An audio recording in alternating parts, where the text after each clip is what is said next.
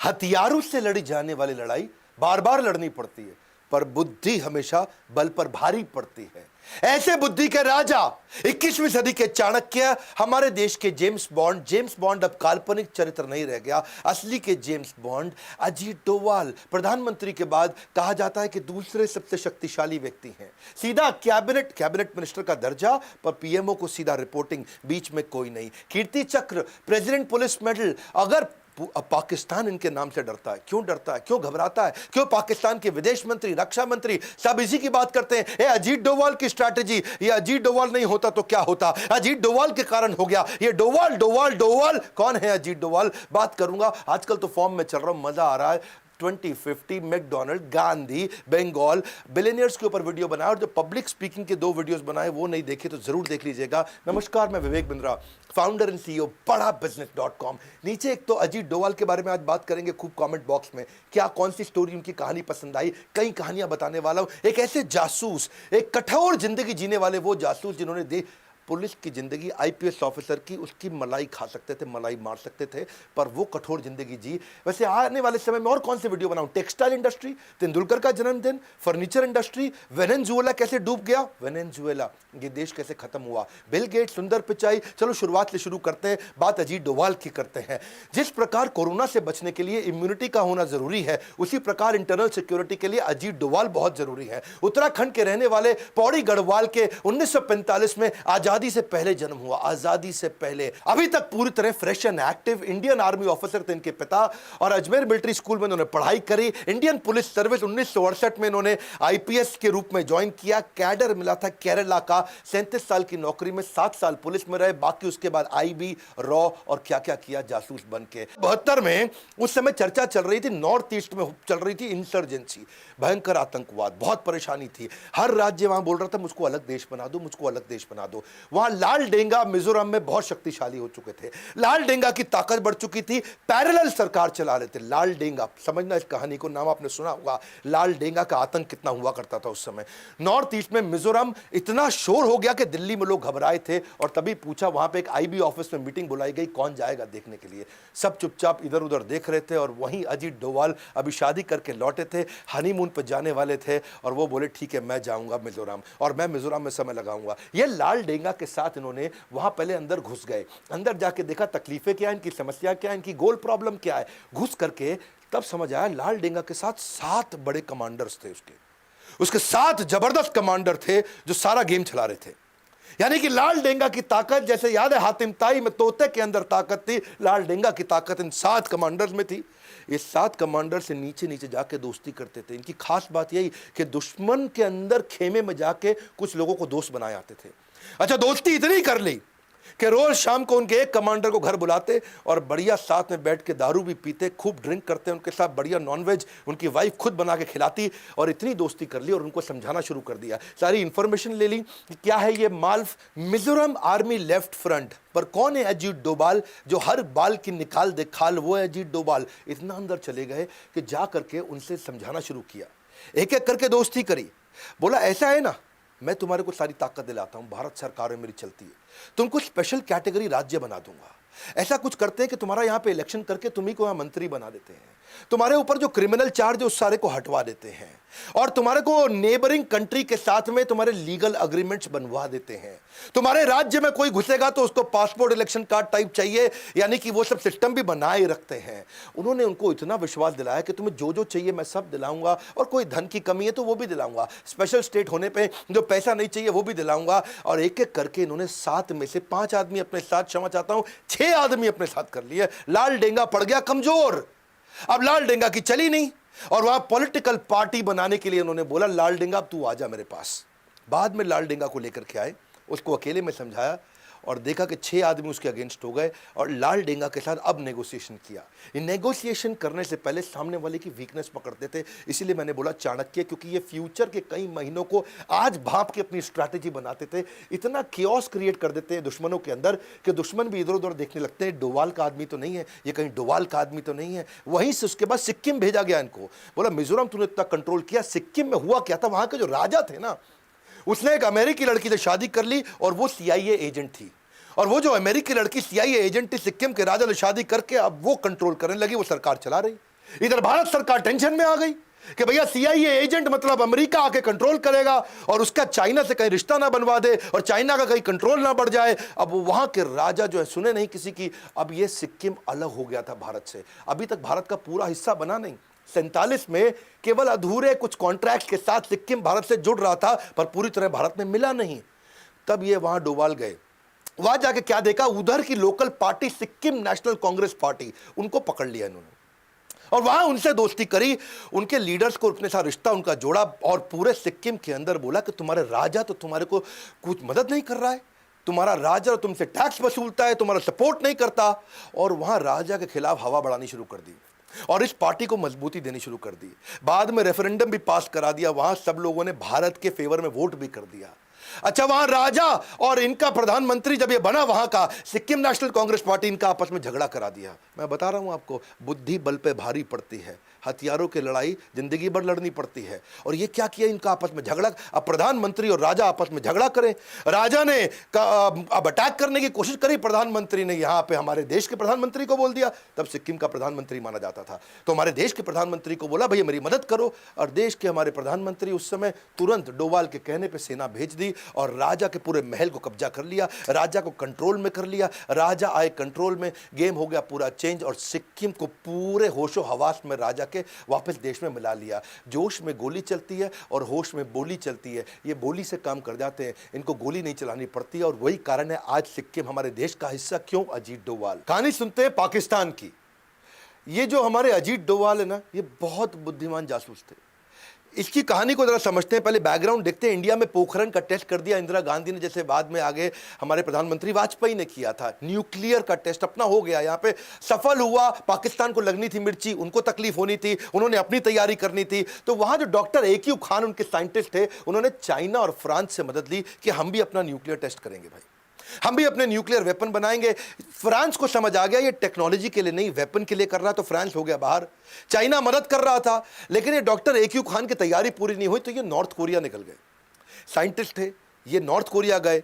North Korea अपने Kim Jong Jung के पिता उस समय, वो भी अपने न्यूक्लियर के चक्कर में पड़े थे। तो दुनिया ने देखा क्या चक्कर है भाई, ये क्यों गया नॉर्थ कोरिया, ये क्यों तैयारी करके। आज सबको लगने लगा इधर जो है मैडम इंदिरा गांधी ने और रॉ और IB का गठन कर दिया और अपनी बढ़िया टीम बना दी कि मैं यहां से लोगों को भेजती हूं चाइना और पाकिस्तान, मेरे अपने स्पाई और मेरा अपना नेटवर्क होना चाहिए जो राइट खबर दे सकें।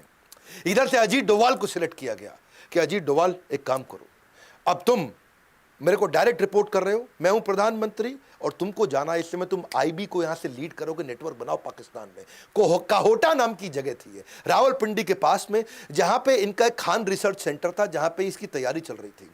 इसकी खबर तो लगी लेकिन ढूंढना मुश्किल हो रहा था। अब ये अंडर कवर एजेंट वहां पहुंच गए पाकिस्तान के अंदर, वहां ढूंढने का खूब प्रयास किया, कुछ मिले नहीं वहां पे। ये काहोटा में भिखारी बन के घूम रहे थे और अपनी पूरी तैयारी कर रहे थे। इधर इंडिया के अंदर उथल पुथल हुई, इंदिरा गांधी इलेक्शन लूज कर गई क्योंकि अपना इमरजेंसी हुआ था। और यहां कौन आ गए, मोरारजी देसाई आ गए। अच्छा, इन्होंने क्या किया, खान रिसर्च सेंटर के बाहर जो साइंटिस्ट आते थे उनको ट्रैक करना शुरू किया। ये साइंटिस्ट आ रहा है जा रहा है, आ रहा है जा रहा है, मिल नहीं पा रहे हैं, पकड़ नहीं पा रहे, समझ नहीं आ रहा क्या करें। तो इनकी जो अपनी पढ़ाई थी, इनको पढ़ाई से समझ में आया कि अगर कोई न्यूक्लियर वेपन पे काम कर रहा है तो उसका जो रेडिएशन है ये उसके शरीर में आ सकता है, उसके शरीर के स्किन का टुकड़ा मिल जाए, बाल का टुकड़ा मिल जाए। तो उन्होंने एक ऐसा नाई ढूंढ लिया, वहाँ ऐसी बार्बर शॉप ढूंढी जहाँ पे साइंटिस्ट जाया करते थे। तो वहाँ जा करके भिखारी बन के वहाँ बाहर बैठ गए और वहाँ बालों के सैंपल उन साइंटिस्ट लोगों के कलेक्ट करने शुरू कर दिए। बहुत बुद्धिमान थे, बहुत बुद्धिमान, लंबी तैयारी करके चले। अगर ये न्यूक्लियर वेपन पे काम कर रहे हैं तो बालों में रेडिएशन आ जाएगा। इन्होंने धीरे धीरे सैंपल कलेक्ट किए और किसी तरह अपने नेटवर्क के थ्रू उसको इंडिया में भेजा। और इंडिया में जब बालों को चेक किया गया तो बहुत भारी मात्रा में रेडिएशन भी मिल गया। अब समझ आ गया कि यहीं पे पाकिस्तान काम कर रहा है, यहीं तैयारी हो रही है। तो इन्होंने जो है सोचा कि अब क्या किया जाए, इसको कैसे तबाह करें, इसे कैसे खत्म करें। ये सोचा कि भाई अब दोबारा झगड़ा किया इनके साथ में तो अमेरिका पाकिस्तान की मदद कर देगा। तो अगर मैं इस समय अपने प्रधानमंत्री को समझाऊं उनको अटैक करें, हमारे प्रधानमंत्री मानेंगे नहीं। तो उन्होंने एक इंटेलिजेंट तरीका निकाला। इन्होंने सोचा कि मोसाद को पकड़ता हूं मैं। तो इजराइल की जो अपनी इंटेलिजेंस एजेंसी मोसाद को उन्होंने बोला, देखो भाई मेरी बात समझो आप, ये जैसे तुमने इराक को तबाह किया, ये मुसलमान देश है, अगर इसने बना लिया न्यूक्लियर वेपन सबसे पहले तुम उड़ जाओगे, तुम खत्म हो जाओगे। इसलिए एक काम करते हैं, मैं तुमको सब बताऊंगा कहां पे करना, तुम आके इसको उड़ा दो। तो अजीत डोभाल इंटेलिजेंट थे, बोले इंडिया को लड़ना भी नहीं पड़ेगा और मैं इजराइल और पाकिस्तान का आपस में झगड़ा करा दूंगा, मेरा काम भी बन जाएगा और यहाँ कोई न्यूक्लियर टेस्ट होगा भी नहीं। तो और मोसाद मान भी गए। ये इतना बढ़िया कन्विंस करते थे, पता नहीं बुद्धादित्य योग है इनके पास, कौन सा योग है, ऐसे एस्ट्रोलॉजिकल योग है, ये जिसके पास जाए उसको कन्विंस कराया करते थे। और कन्विंस कर दिया, इजराइल तैयार हो गया। इजराइल ने बोला एक काम करो भैया, हम कहीं इराक के ऊपर से उड़ा करके, ये जो मिडिल ईस्ट कंट्री है यहां से तुम जहाज ला नहीं सकते, पूरी तरफ दूसरी तरफ से घुमा के लाना पड़ेगा, रीफ्यूलिंग के लिए तुम हमारी मदद करो, गुजरात में रीफ्यूलिंग कर लेंगे, अपना बेस दे देना, वहां से जाएंगे, इनको उड़ा देंगे पाकिस्तान में, पूरा खत्म कर देंगे इनका खान रिसर्च सेंटर, कुछ नहीं होगा न्यूक्लियर टेस्ट। तो ये बोले ठीक है। अब ये रिपोर्ट करते रहे पीएमओ को, ये पीएमओ के पास गए, उनसे बात किया, भैया मैंने इतना जुगाड़ कर दिया, आपको नहीं लड़ना पड़ेगा, मैं इजराइल को लड़वा के काम करा दूंगा। पीएमओ ने बोला, अब जो थे ये गांधी विचारधारा के थे, हाँ यहां गड़बड़ हो गया। यहां मोरारजी देसाई ने सोचा कि ये तो इंदिरा गांधी का प्लान था भैया, ऐसा ना हो इंदिरा गांधी की वाह वाह हो जाए। उन्होंने साफ बोल दिया कि भाई वो कर रहा है टेस्ट, उसको करने दो, हम तो गांधी विचारधारा के हैं, हम तो लड़ते नहीं किसी से, वो उनके देश का आंतरिक मामला है, मुझको नहीं लड़ना भैया, हम नहीं वो इजराइल को बुलाएंगे यहाँ पे, हमारी धरती को क्यों खून से रंगा जाए, हमारी धरती को क्यों गंदा किया जाए। उन्होंने साफ मना कर दिया। अब वहाँ मना कर दिया तो ये बड़े परेशान हो गए, क्या कर रहे हैं, इतना मुश्किल से बाल वाल निकाल के सब जुगाड़ करके इजराइल को समझा के कराया, लेकिन ये हार कहाँ मानने वाले थे। कल की सुरक्षा के लिए सबसे अच्छी तैयारी रहे, विनम्रता से ही सही मगर कोशिश जारी रहे। इन्होंने कोशिश करते रहे। इन्होंने देखा एक साइंटिस्ट को पकड़ लिया, उसका एक्स्ट्रा मैरिटल अफेयर निकाल दिया और वहाँ लड़की को भी पकड़ा, इनको भी पकड़ा और साइंटिस्ट को जाके बोला इधर आ, मैं तेरी सारी खबर लीक कर दूंगा और तुझको बर्बाद कर दूंगा, मैं मेरी बात सुन, मैं इसको ब्लूप्रिंट दे दे अंदर का, बस इतना कर दे। वो साइंटिस्ट घबरा गया, वो बोला ठीक है पूरा ब्लूप्रिंट सब कुछ दे दूंगा पर $10,000 दे दे मुझे, ताकि मैं यहाँ से बाहर निकल जाऊँ, मेरी ज़िंदगी भी तो सेट कर लो ना, मैं यहाँ से निकल जाता तो पूरा ब्लूप्रिंट दे दूंगा, तो इंडिया को दे दियो। इसने कहा ठीक है, $10,000 तो कुछ नहीं है। इन्होंने अपना फिर फ़ोन लगाया वहाँ पीएमओ को, हाँ जी $10,000 दे दो, काम हो गया हमारा, कैश में जाएगा पैसा, हाँ तो वैसा ही जुगाड़ चाहिए इनको। तो वहाँ पर मोरारजी देसाई ने फिर मना कर दिया। मोरारजी देसाई बोले ऐसे थोड़ी होता है, हमारे पास तो बजट भी नहीं है जी, हमारे पास पैसा भी नहीं है, और हम क्यों ये सब काम करें, जो पाकिस्तान को करना है वो अपनी धरती पे कर रहा है, हम अपनी धरती पे कर रहे हैं, वो उनका आंतरिक मामला है। मोरारजी देसाई ने फिर से मना कर दिया। अब यहाँ पर परेशान हो गए। अच्छा इधर हमारे रॉ के चीफ अरिन का वो परेशान हो गए, वो बोले मोरारजी देसाई जी ये क्या तरीका हुआ, हम लोगों ने अपने स्पाई नेटवर्क को जान खतरे में डाल के इंफॉर्मेशन ला रहे हैं, सोचो सर आपको ब्लूप्रिंट मिल गया तो आप क्या क्या कर सकते हो, आपको सब पता चल जाएगा उनके बारे में। इन्होंने मना किया, उसने रिजाइन कर दिया। अच्छा अरिन खान ने यहाँ रिजाइन किया, लेकिन वो वहाँ हार नहीं माने। अजीत डोभाल फिर भी वहाँ लगे रहे। अजीत डोभाल ने वहाँ और तैयारियां करी कि मैं कैसे मैं इसको नेस्ते नाबूद करूं, कैसे इसको ख़त्म करूं कैसे। पर इतने में क्या हुआ, इनके जो यहाँ पे नए राष्ट्रपति यानी कि अभी आर्मी के थे, वो आकर के पूरे डिक्टेटर जिया उल हक, उन्होंने कंट्री को, पाकिस्तान को अपने कंट्रोल में ले लिया। लेकिन वो चाहते थे आजू बाजू के देशों से रिश्ता ठीक बना रहे, थोड़े धार्मिक थे, सबसे प्रेम से बात किया करते थे, कभी श्रीलंका के प्राइम मिनिस्टर को फ़ोन करें, कभी बांग्लादेश में करें, कभी फ़ोन करें नेपाल में, तो इंडिया में फ़ोन लगाए कभी कभी। अच्छा यहाँ पे जब मोरारजी देसाई से बात किया, मोरारजी देसाई अपने शाम को अपनी अलग आनंद में जीवन जी रहे थे, और वहाँ मोरारजी देसाई फ़ोन पे बात करते वक्त उन्होंने इनको बोल दिया, तुम क्या समझ रहे हो जिया उल हक, हमने कच्ची गोलियाँ नहीं खेली, हमें सब पता है तुम कहोटा में क्या कर रहे हो। और वहाँ जिया उल हक परेशान, वो कहा ये क्या हो गया, इसको कैसे पता, तुम क्या न्यूक्लियर वेपन बना रहे हो, तुम्हारे कितने साइंटिस्ट हैं, वहाँ क्या क्या तैयारी करी, तुम्हारे खान रिसर्च सेंटर में क्या हो रहा है। हम कच्ची गोलियाँ नहीं खेलें जिया उल हक, हमारा भी नेटवर्क है तुम्हारे यहाँ पे, हाँ जरा कंट्रोल में रहो जिया उल हक। जिया उल हक परेशान। ये हमारे देश के या दुनिया के किसी भी देश के प्रधानमंत्री के द्वारा की गई लगभग सबसे बड़ी गलती थी। और यहाँ जिया उल हक ने क्या किया, ये बहुत गुस्से में आ गए, वापस आए। सोचो इतना कॉन्फिडेंशियल प्रोग्राम किसी को नहीं पता दुनिया में हम कर रहे हैं, और यहाँ इनके प्रधानमंत्री को पता है। इन्होंने ढूंढ ढूंढ के हमारे नेटवर्क के आईबी के एजेंट्स, ढूंढ ढूंढ के हमारे रॉ के एजेंट्स को पकड़ पकड़ के निकाल के मारा, और कईयों को मारा, और सब बेचारे मार दिए गए, पूरा नेटवर्क वहाँ नेस्ते नाबूद हो गया, सब खत्म हो गया। और लेकिन अजीत डोभाल चुपचाप वहाँ से निकल के भाग आए, वो इंडिया आ गए। इतना तो तबाह इनको कर दिया था कि उन्होंने इनका न्यूक्लियर टेस्ट 15 साल डिले करा दिया। अमृतसर स्वर्ण मंदिर की कहानी है अगली, जिसमें रिक्शा वाला बन के इन्होंने आतंकवादियों को खत्म कराया। लेकिन उससे पहले समझो कि जासूस की जिंदगी होती कैसे है। ये एक्सट्रीम लोनलीनेस की जिंदगी है, ये अकेलेपन की है, हाई रिस्क की है। पत्नी को नहीं पता तू है कहाँ पे, किसी को नहीं पता, और अगर सब ठीक चल रहा हो ना, जीत रहे हो, तो कॉन्फिडेंस बना रहता है। लेकिन भाई साहब जब बिल्कुल अकेले पड़ जाओ और सब खराब हो रहा और सारे प्लान बर्बाद हो रहे हो और आपको पता है किसी भी समय मारे जा सकते हो, उसके बावजूद इतना करेज रखना, ये थे अजीत डोभाल। अगली कहानी स्वर्ण मंदिर अमृतसर की। एक जासूस की सबसे बड़ी ताकत उसका आत्मविश्वास होता है, और वहां स्वर्ण मंदिर, वहां भिंडरेवाला, इन लोगों ने कब्जा कर रखा था पूरे स्वर्ण मंदिर को। 1984 में जब ऑपरेशन ब्लू स्टार हुआ था तो कई लोग मारे गए थे, पूरा स्वर्ण मंदिर भी टूट गया था, तो लोगों को बहुत बुरा लगा, स्वयं इंदिरा गांधी को भी बुरा लगा था। नहीं चाहते थे कि गुरुद्वारे का नुकसान हो, पर नुकसान बहुत हो चुका था, सिख लोग बहुत नाराज हो चुके थे। लेकिन इस दफा जो खालिस्तान की डिमांड के लिए कई आतंकवादियों ने स्वर्ण मंदिर को कब्जे में ले लिया, उसको छुड़वाना था। और कैसे किया जाए? केपीएस गिल उस समय इंस्पेक्टर जनरल हुआ करते थे, हेड ऑफ द पुलिस थे उस समय पूरे पंजाब के। ये वहां पहुंचे अजीत डोभाल। अजीत डोभाल बन गया वहां रिक्शा वाला, और रिक्शा वाला बन के आजू बाजू इधर उधर स्वर्ण मंदिर के आसपास घूमने लगे। अच्छा, ये वहां पंजाबी थे नहीं तो पकड़ में आ रहे थे। वहां पे जितने खालिस्तानी आतंकवादी, वो समझ रहे थे कि ये आदमी लोकल नहीं लग रहा है, लेकिन ये इतना एक्सपर्ट बन के वहां रिक्शे में घूम रहे थे, लेकिन शायद ये चाहते थे कि मैं उनकी नजर में आ जाऊं, और आ गए नजर में। और वहां जितने आतंकवादी, उनमें 4 लोग आए और उसको पकड़ लिया। ये इधर आ, कौन है तू? ए कित्थों आया है तू? तो सानू पंजाबी लगदा नहीं है, आजा आजा आजा। उनको ले गए साथ में, पंजाबी नहीं लग रहा तू, कौन है? अच्छा, अब ये पकड़े गए वहां। अब परेशान मैं करूं तो क्या करूं? तो इन्होंने उनको समझाया कि मैं आईएसआई का एजेंट हूं और मैं तुम्हारे लिए आया हूं, मुझे पाकिस्तान से भेजा गया तुम्हारी मदद करने के लिए, खालिस्तान बनाने के लिए। वो माने नहीं। ए तू नौटंकी कर रहा है, हाँ झूठ बोल रहा है, ए मारो उसको, कौन है ये? लेकिन उनको उस समय तक इतनी उर्दू सीख चुके थे, इतनी मस्जिद में आना जाना इतना कर चुके थे, इतनी औलिया की मज़ार देख चुके थे, इतना रिश्ते में उनके साथ पाकिस्तान में घुस चुके थे कि इनके लिए आसान था। इन्होंने उनको कन्विंस कर दिया, और इतना कॉन्फिडेंस से कन्विंस किया कि वहाँ आतंकवादी कन्विंस हो गए, नहीं नहीं नहीं, ये तो आईएसआई ने भेजा है, वो पैसे आएंगे, वो आर्म्स आएंगे, एम्यूनेशन आएंगे। ये खुश हो गए। वो उनको डोभाल को अंदर ले आए।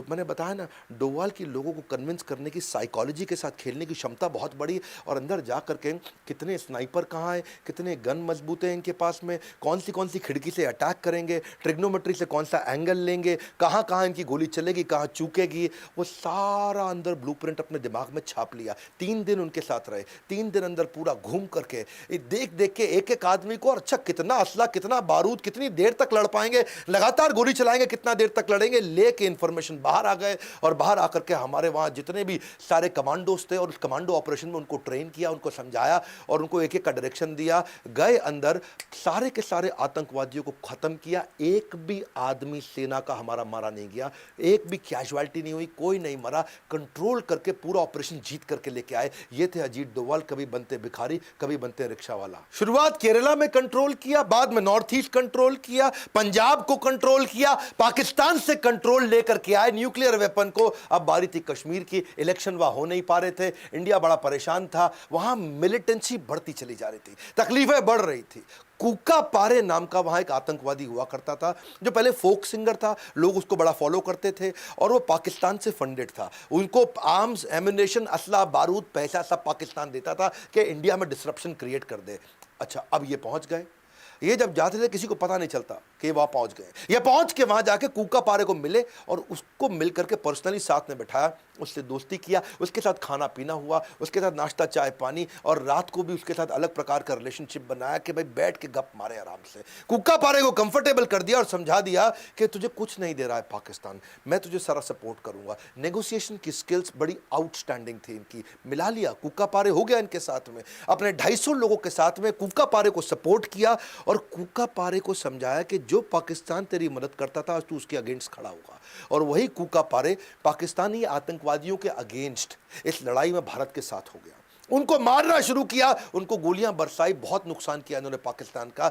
इस तरह से, और आगे चल के इलेक्शन भी हुए, उसी के बाद इलेक्शन हो पाए, और बाद में कूका पारे को उन्होंने वहां पे एक एमएलए की तरह खड़ा भी करा दिया, कूका पारे की पार्टी को भी मजबूत कर दिया। पाकिस्तान आतंकवाद करता है, युद्ध नहीं करता है। युद्ध करना बहुत मुश्किल है, मेरी बात समझना। युद्ध जो है ना, उसमें पूरे देश को लगना पड़ता है। आतंकवाद क्या है? 10 लोग आए अजमल कसाब मुंबई में, 10 लोग आए, बहुत नुकसान करके चले गए। आतंकवाद एक सस्ता ऑल्टरनेट है, युद्ध बहुत महंगा पड़ता है। इसलिए युद्ध लड़ना तो आसान है, वो डिफेंस की मिनिस्ट्री लड़वा देगी।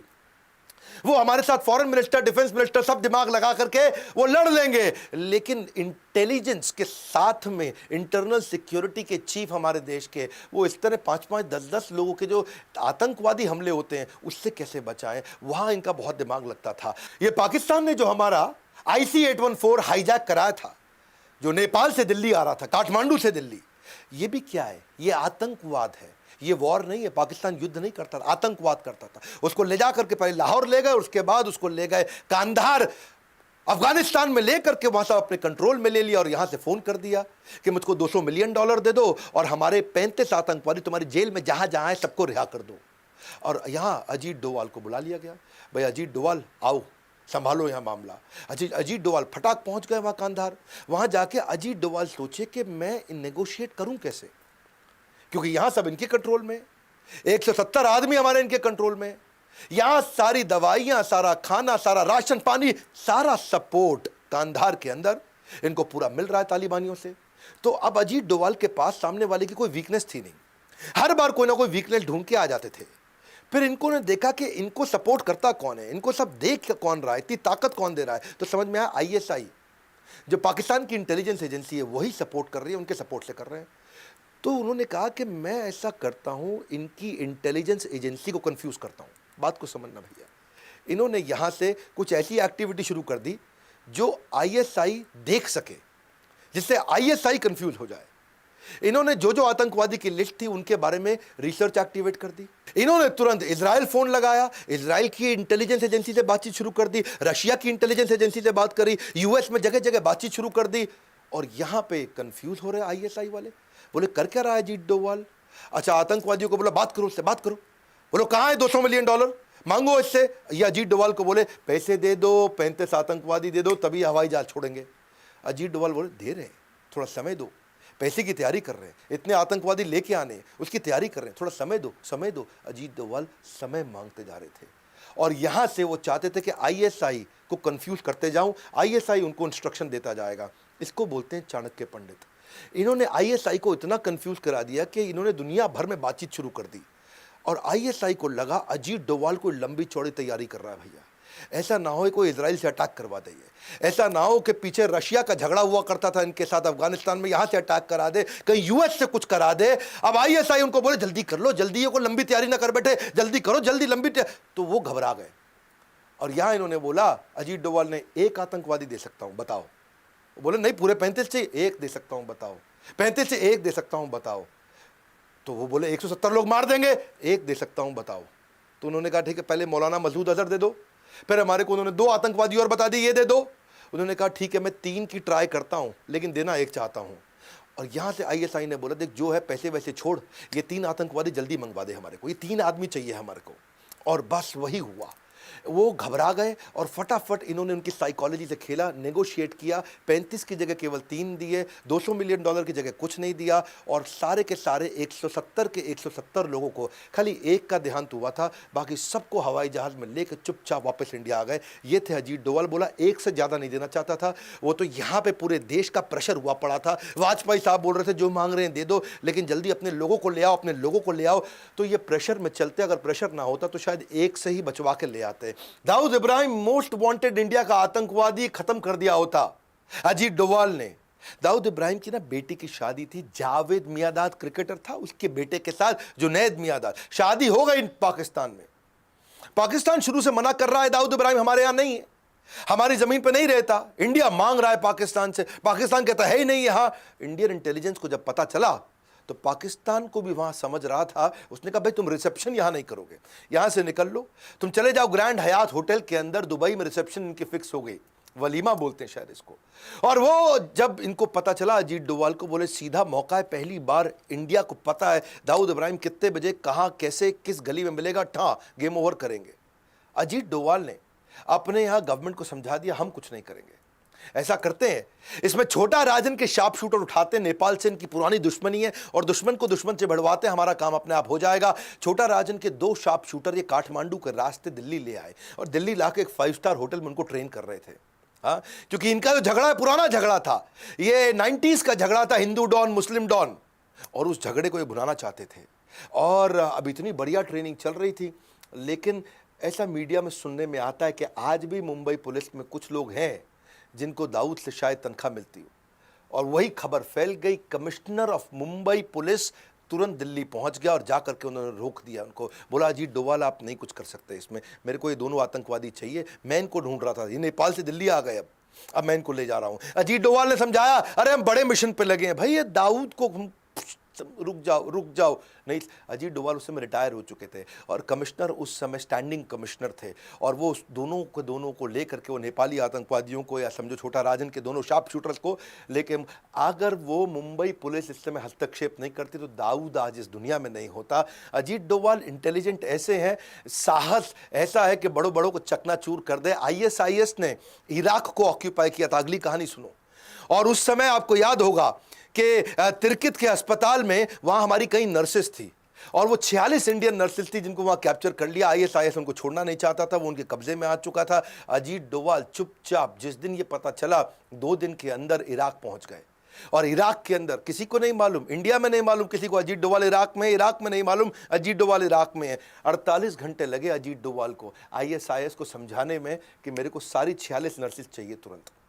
48 घंटे के अंदर, दुनिया में आज तक किसी को नहीं मालूम अजीत डोवाल उनसे क्या बोल के आए। आईएसआईएस जो अमेरिका की नहीं सुनता, रशिया की नहीं सुनता, किसी की नहीं सुनता, वो अजीत डोवाल की सुन लिया। 48 घंटे के अंदर सारी 46 नर्सेस को एकदम सुरक्षित वापस इंडिया में ले आए। ऐसे आदमी, पुलवामा में अटैक हुआ, उससे पहले अटैक हुआ, यही तो मास्टरमाइंड है हमारे सर्जिकल स्ट्राइक के।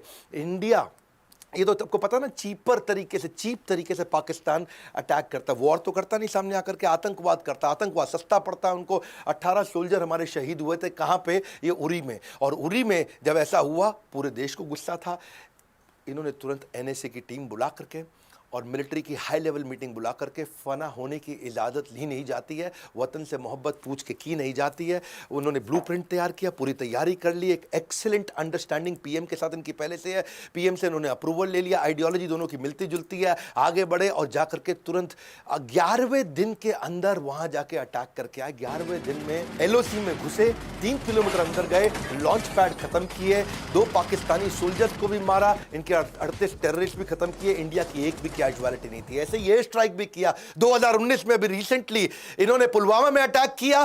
पिछली बार ये 11वें दिन पहुंचे, इस बार 12वें दिन पहुंचे, इंडियन एयरफोर्स लेकर के एलओसी को डिस्ट्रॉय करके उनकी मिलिट्री कैंप के अंदर घुस के, और वहां जाकर के इंडियन, अच्छा जब ये लोग वापस आने लगे तो पाकिस्तान ने कुछ फॉलो करना शुरू किया। जब फॉलो किया तो उनको खदेड़ने के लिए वापस अभिनंदन गए, अभिनंदन वहीं रह गए, और जब अभिनंदन वहीं रह गए, ये इंडिया में बहुत खबर हो गई थी, दुनिया में खबर हो गई।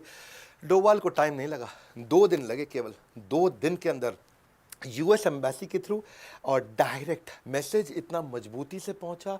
इमरान खान दुनिया को बोले नहीं नहीं, हम तो क्या है विनम्रता के चलते वापस कर रहे हैं। हिंदुस्तान का पायलट हमने पकड़ा हुआ है, हम एज ए पीस जेस्टर हम उसको कल रिहा करने लगे हैं हिंदुस्तान को। पर 48 घंटे के अंदर बड़ा क्लियर मैसेज दे दिया, ज़्यादा इधर उधर किया, बलूचिस्तान तुम्हें दिखेगा नहीं, बहुत स्ट्रांग मैसेज दिया। 48 घंटे में अभिनंदन वापस। मुद्दा बड़ा सिंपल है, मुझे ना तन चाहिए ना धन चाहिए, बस अमन से भरा ये वतन चाहिए, और जब मरूं तो तिरंगा कफन चाहिए। ये तो सारी मलाई दुनिया की मार सकते थे, पर हमेशा इन्होंने वो काम किया जो सबसे ज़्यादा रिस्की था। कभी डरे नहीं, निडर है, किसी थ्रेट से घबराते नहीं, चेहरे पे इनके डर दिखता नहीं है, मेंटल पीस को मैनेज कर पाते हैं। इनके पास में सामने वाले की सारी फ्यूचर टैक्टिक्स क्या है उसको पकड़ सकते हैं, अग्रेशन, गुस्सा और शांति, ये दोनों को साथ में लेकर चलने वाले, साइकोलॉजी से खेलने वाले, देश को अपनी जान पर खेल कर आंतरिक बाहरी सुरक्षा देने वाले अजीत डोवाल को हम कुछ नहीं दे सकते, पर अगर कुछ दे सकते हैं तो उनको भारत रत्न दे सकते हैं। उनको आज तक पद्मश्री, पद्म भूषण, पद्म विभूषण क्यों नहीं मिला? क्या लगता है, क्या ये भारत रत्न के असली हकदार नहीं, क्योंकि ऐसे रत्न बार बार जन्म नहीं लेते? मैं पिछली बार की तरह रतन टाटा कैंपेन में आपने मेरा साथ दिया था, भारत रत्न फॉर रतन टाटा, आज फिर कैंपेन ले रहा हूं मैं। 100 लोगों को मैंने अपने कोर्सेज फ्री दिए थे, लगभग 105 लोगों को। अगर आपकी ट्वीट को इस समय रीट्वीट आते हैं, लाइक्स आते हैं, लोग फॉलो करते हैं, तो मैं आपको अपने कोर्सेज फ्री दूंगा अगर आप मेरे हैशटैग को ज्वाइन कर जाते हो। क्योंकि ये हमारे देश के ऐसे जासूस आज 76 साल की उम्र में अनस्टॉपेबल हैं। हाँ, आज जीते जी उनको भारत रत्न मिलना चाहिए। Bharat Ratna for Ajit Doval, spelling check कर लीजिए, AJITDOVAL, Bharat Ratna for Ajit Doval, hashtag request by doctor Vivek Bindra. बस ये 2 हैशटैग कीजिए और मैं आपको आपको फॉलो कर लूंगा। ट्विटर पे जाइए, इस वीडियो में इस हैशटैग के बारे में सबको रिक्वेस्ट करिए। अजीत डोभाल हमारे ऐसे रत्न बार बार जन्म नहीं लेते हैं, उनके जीते जी उनको भारत रत्न मिलना चाहिए। अगर आप मेरे साथ हैं तो इस 2 हैशटैग के साथ में इस कैंपेन को ताकत दीजिए। Bharat Ratna for Ajit Doval, request by doctor Vivek Bindra. ये 2 hashtag request by doctor Vivek Bindra से मैं आपको कैप्चर कर दूंगा। और अगर आपके ट्वीट को लोगों ने रीट्वीट किया, उसको लाइक किया, उसको फॉलो किया, उसको शेयर किया और 100 से ज्यादा का एंगेजमेंट आया, मैं आपको सिलेक्ट करूंगा और मैं आपको एवरीथिंग अबाउट एंटरप्रेन्योरशिप कोर्स, इतना तो मैं कर सकता हूं, मैं कोई कोर्स बेच नहीं रहा, आपको free of cost 100% discount, 100% free of cost, कोई कैशबैक, कोई लेफ्ट राइट नहीं, ये मेरा आपको गिफ्ट होगा। क्या आप और मैं इतना कर सकते हैं अपने देश के अजीत डोभाल जी, जिन्होंने, इससे क्या इंस्पिरेशन होगा, देश का कैरेक्टर बिल्ड होगा, जो देश के लिए काम कर रहा है। बाकी के लोग जो आज बड़े बड़े आईएएस आईपीएस ऑफिसर्स हैं, उनके लिए भी इंस्पिरेशन होगा। अगर देश के लिए कुछ करोगे तो देश आपको रेसिप्रोकेट करता है। इस वीडियो को शेयर कर दो, अजीत डोभाल जी के इस वीडियो को शेयर करो। एक एक कहानी मैं आपको डिटेल में बताना चाहता था और बताऊंगा अगली दफा। लाइक करके उत्साह बढ़ाइए फ्री वीडियोस पे। कमेंट बॉक्स में बताइए अजीत डोभाल जी की कौन सी स्टोरी आपको इंस्पिरेशनल लगी, नीचे आ जाइए कमेंट बॉक्स में और हैशटैग कैंपेन को पॉपुलराइज करते हैं। हमारे साथ जुड़े रहने के लिए, अजीत डोभाल जी को भारत रत्न दिलाने के लिए आप सबका हृदय की गहराइयों से प्रेम पूर्वक बहुत बहुत धन्यवाद।